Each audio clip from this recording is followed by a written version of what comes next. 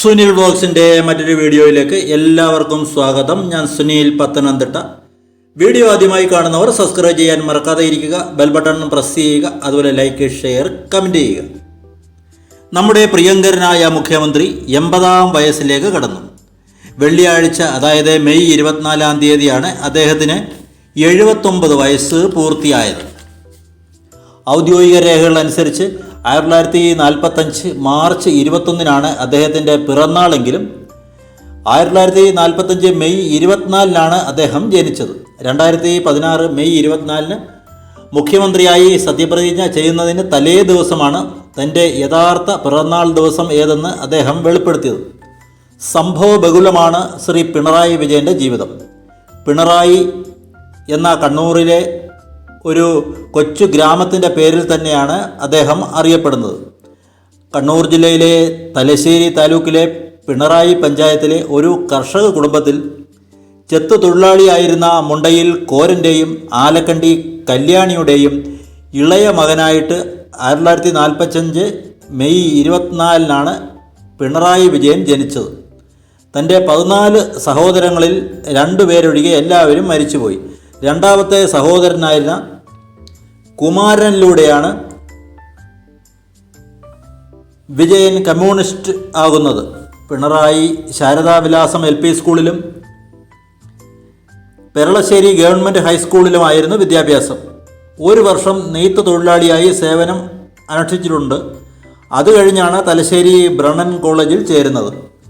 SFIയുടെ പൂർവ്വ രൂപമായ KSF-ലൂടെ ആയിരുന്നു രാഷ്ട്രീയ പ്രവേശനം ആരംഭിച്ചത്. പിന്നീട് KSFൻ്റെ സംസ്ഥാന സെക്രട്ടറിയായി നിയമിക്കപ്പെട്ടു. 1964 കമ്മ്യൂണിസ്റ്റ് പാർട്ടിയിൽ അംഗമായി.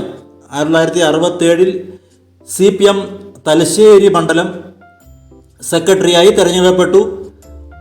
1968 CPM കണ്ണൂർ ജില്ലാ കമ്മിറ്റി അംഗമായി.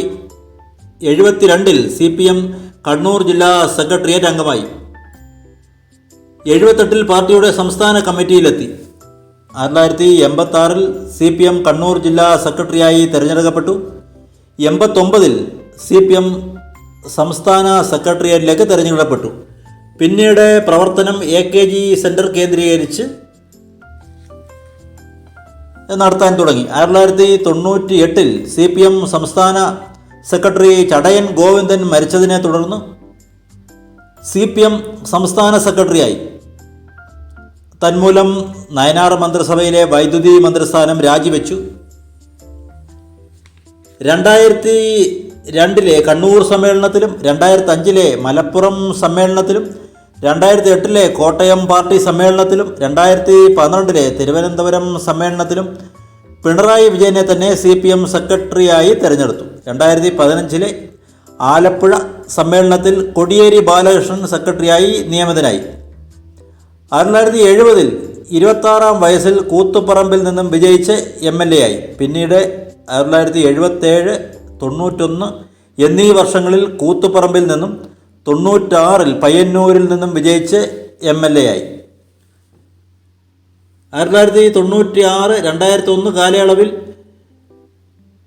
ശ്രീമാൻ EK നായനാർ നയിച്ച കേരള മന്ത്രിസഭയിൽ വൈദ്യുതി അതുപോലെ സഹകരണ വകുപ്പ് മന്ത്രിയായിരുന്നു. 98 CPM സെക്രട്ടറി സ്ഥാനം ഏറ്റെടുക്കുന്നതിന് വേണ്ടി മന്ത്രി പദവി രാജിവെച്ചു. 98 കൽക്കട്ടയിൽ വെച്ച് നടന്ന CPMൻ്റെ 16-ാമത് പാർട്ടി കോൺഗ്രസിലൂടെ പാർട്ടിയുടെ കേന്ദ്ര കമ്മിറ്റിയായ പോളിറ്റ് ബ്യൂറോയിലെത്തി. 2016 14-ാം കേരള നിയമസഭാ തിരഞ്ഞെടുപ്പിൽ കണ്ണൂർ ജില്ലയിലെ ധർമ്മടത്ത് മത്സരിച്ച് വിജയിച്ചു. ഇടതുമുന്നണിക്ക് ആ തെരഞ്ഞെടുപ്പിൽ ഭൂരിപക്ഷം കിട്ടിയതിനെ തുടർന്ന് മുഖ്യമന്ത്രിയായി തിരഞ്ഞെടുക്കപ്പെട്ടു. 2016 മെയ് 25-ന് 1-ാം പിണറായി സർക്കാർ സത്യപ്രതിജ്ഞ ചെയ്ത് അധികാരമേറ്റെടുത്തു. കേരളത്തിൽ ഏറ്റവും അധികം കാലം മുഖ്യമന്ത്രിയായി ഇരുന്നവരുടെ പട്ടികയിൽ 3-ാം സ്ഥാനത്താണ് മുഖ്യമന്ത്രി പിണറായി വിജയൻ്റെ സ്ഥാനം. കേരളത്തിൽ കൂടുതൽ കാലം മുഖ്യമന്ത്രിയായിരുന്നത് ലീഡർ കരുണാകരനാണ്. രണ്ടാമത് CPMൻ്റെ സമുന്നത നേതാവ് EK നായനാരായിരുന്നു. ഏറ്റവും കൂടുതൽ കാലം തുടർച്ചയായി മുഖ്യമന്ത്രി ആയിരുന്ന ചരിത്രം ശ്രീ പിണറായി വിജയൻ്റെ പേരിലാണ്.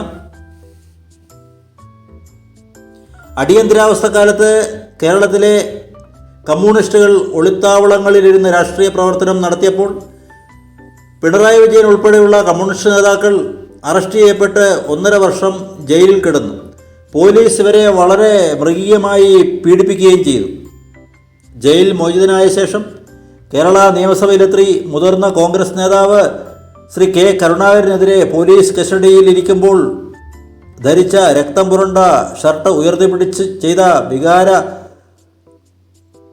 നിർഭരമായ പ്രസംഗം ഇന്നും പ്രശസ്തമാണ്.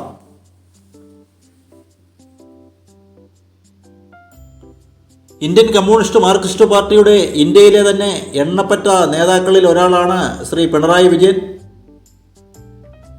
പരിമിതമായ ജീവിത സാഹചര്യത്തിൽ ജനിച്ച് വളർന്ന് തൊഴിലാളി വർഗ പ്രസ്ഥാനത്തിലൂടെ ഇന്ത്യൻ കമ്മ്യൂണിസ്റ്റ് പാർട്ടിയുടെ തലപ്പത്തെത്തിയ ശ്രീ പിണറായി വിജയൻ അസാമാന്യ സംഘടനാ പാടവത്തിൻ്റെയും നേതൃത്വ പാടവത്തിൻ്റെയും ചങ്കുറപ്പിൻ്റെയും പ്രതീകമായി കരുതപ്പെടുന്നു.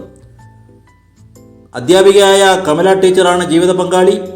വിവേക് കിരൺ, വീണ വിജയൻ എന്നിവർ മക്കളാണ്. മുഖ്യമന്ത്രി ശ്രീ പിണറായി വിജയന് എല്ലാവിധ ആരോഗ്യവും നേരുന്നതിനോടൊപ്പം ഇനിയും കൂടുതൽ കാലം ജനങ്ങളെ സേവിക്കാൻ അദ്ദേഹത്തിന് ആയുസ്സും ആരോഗ്യവും ജഗദീശ്വരൻ നൽകട്ടെ എന്ന് പ്രാർത്ഥിക്കുകയാണ്. രാഷ്ട്രപതി ശ്രീമതി ദ്രൗപദി മുർമു, പ്രധാനമന്ത്രി മോദിജി എന്നിവരും കേരള മന്ത്രിസഭയിലെ അംഗങ്ങളും പിണറായി വിജയന് പിറന്നാൾ ആശംസകൾ നേർന്നു. മറ്റൊരു അപ്ഡേറ്റുമായി കാണുന്നവരെ എല്ലാവർക്കും നന്ദി, നമസ്കാരം.